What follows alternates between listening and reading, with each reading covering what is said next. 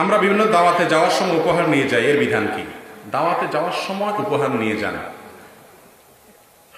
আপনি এটা হোটেলে যাওয়ার সময় নিতে পারেন, কারণ হোটেলে আপনি খাইতে যাচ্ছেন, অতএব আপনার ক্যাশ নিয়ে যেতে হবে। Rest two rent, rest two rent, ভাড়ার বিনিময়ে রেস্ট, এটা হোটেলে। আপনি দাওয়াতে গেলে হাদিয়া নিবেন কেন?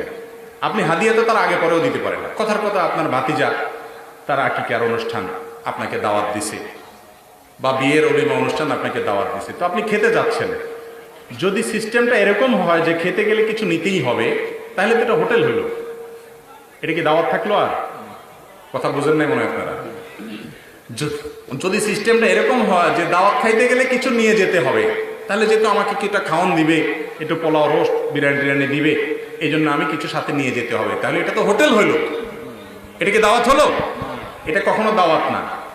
দাওয়াত তো সেটা যে আপনি কষ্ট করে আসেন, একটু আমার মেহমানদারিটা কবুল করেন, আমি আল্লাহর কাছে সওয়াব পাবো, এটা হলো দাওয়াত।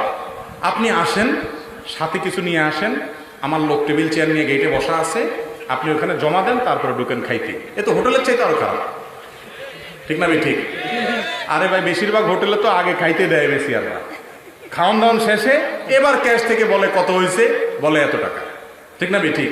এ তো তার চাইতেও খারাপ যে আগে টাকা জমা দেন, কি আনছেন আগে দেন, বুকিং দেন, খাতা নাম লেখেন, আবার কাস্টমারের নাম লেখে হোটেলে, এখানে নাম পর্যন্ত লেখানো হয় যাতে মিলানো যায়, চান্দু খায় গেছো, 4-5 জন কত দিয়ে গেছে দেখি।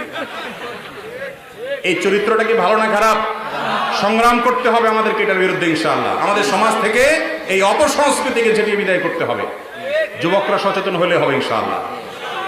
যুবকরা মুরব্বীদেরকে বলে দিবেন, চাচা বাবা, আমার বিয়েতে এই ভিক্ষার টেবিল নিয়ে বসবেন না, এটা হলো ভিক্ষার টেবিল। আপনার যদি এত পয়সার টান থাকে, আপনারা মানুষ খাওয়াতে বলছে কি? মানুষ খাওয়াতে বলছে কি? আপনি 500 মানুষ দাওয়াত দিচ্ছেন, খাওয়ানোর ক্ষমতা নেই, আপনি 50 জন দাওয়াত দেন, দাওয়াত দিয়ে বেচারারে টেবিল চেয়ার নিয়ে চাঁদাবাজি করতে বসাই দিবেন। আপনার চাইতে ডাকাত ভালো, ডাকাত একটা ছুরি নিয়ে, একটা পিস্তল নিয়ে ডাকাতি করে, দেখলে বোঝা যায় এটা ডাকাত। কিন্তু আপনি টেবিল চেয়ার নিয়ে ভদ্র মানুষের মতো খাতা কলম নিয়ে বসছেন, আপনি তো ভদ্র বেশি ডাকাত, যে আগে কি আছে দিয়ে যাও, এরপরে খাও। পার্থক্য এতটুকু, ডাকাত কিছু খাওয়ায় না, আপনি কয়টা বাদ দেন। এই জিনিসটাকে ভালো না খারাপ? আপনারা বুঝতেছেন ভালো না খারাপ? লা ইয়াহিল্লু মাল ইমরিইন মুসলিমিন ইল্লা বিতিবি নাফসি, হাদিসে আসছে কোন মুসলমানের টাকা তার মনের সন্তুষ্টি ছাড়া নেওয়া জায়েজ। এখন আপনি বলবেন দাওয়াতে সবাই খুশি মনে আনে, সবাই খুশি মনে আনে না ভাই, এটা সিস্টেম হয়ে গেছে, না এনে পারে না।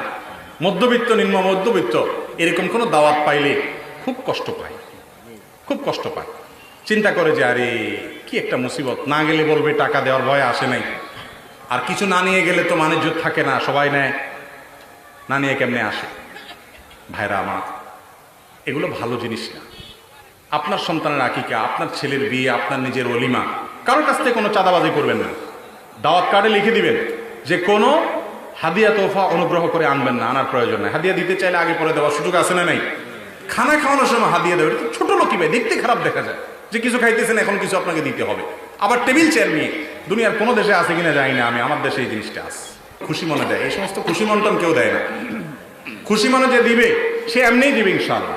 সে আপনি টেবিল চেয়ার না রাখলেও, যে বিয়েতে অনেক খরচ হয়েছে, আমার ভাতিজা, আমি চাচা বা আমার আত্মীয়, ঠিক আছে আমি 5,000-10,000 দিয়ে যাই, সে এমনিই দিবে ইনশাআল্লাহ। এই টেবিল চেয়ার বসাইয়া এই সিস্টেম যখন বানাবেন, তখন মানুষ বাধ্য হবে, এগুলাকে দূর করতে হবে ইনশাআল্লাহ।